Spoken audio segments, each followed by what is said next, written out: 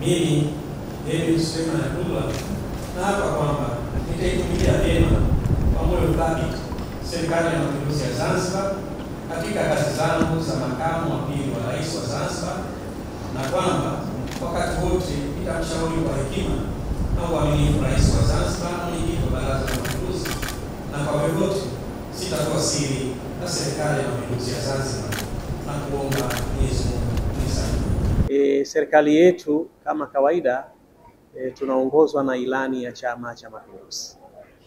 Ndugu zangu waandishi wa habari, mnakumbuka kila baada ya muda chama chetu kinataka tuwasilishe utekelezaji wa ilani, na mmeshuhudia katika kipindi cha miaka mitano ya kwanza ilani ilitekelezwa kwa asilimia kubwa zaidi.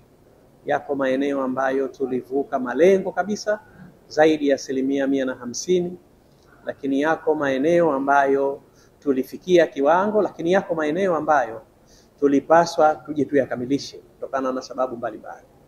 Lakini sasa kuna ilani ambayo ile tulimaliza 2025, sasa kuna ilani nyingine ambayo imeshatoka ya 25-30. Imeeleza mambo mengi sana.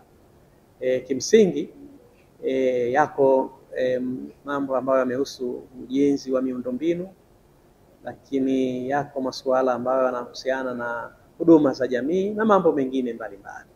Malengo yangu chini ya uongozi wa Mheshimiwa Rais ni kuhakikisha kwamba yale ambayo yameelezwa kwenye ilani ya Chama cha Mapinduzi tunakwenda kuyatekeleza kwa kiwango kikubwa, na ikiwezekana, na hili ndio mkakati wetu kabisa, ni kuona kwamba tunaweza kuyafanya zaidi ya kile ambacho kimeelezwa kama ambavyo tulifanya kwenye kipindi cha awamu ya kwanza.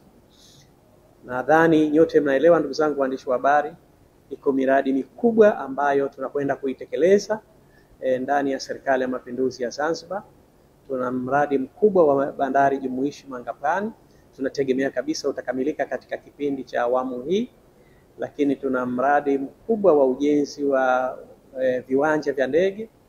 Najua kwamba tunategemea kujenga Terminal 4 kwenye uwanja wa ndege wa kimataifa, lakini tuna uwanja wa ndege mwingine wa Pemba ambayo kazi yake inaanza, tayari imeshaanza. Lakini tuna uwanja wa ndege wa kaskazini pale Kigunda. Kwa hiyo na pia tuna uwanja wa ndege wengine wa kusini, maeneo ya Paje tutajenga.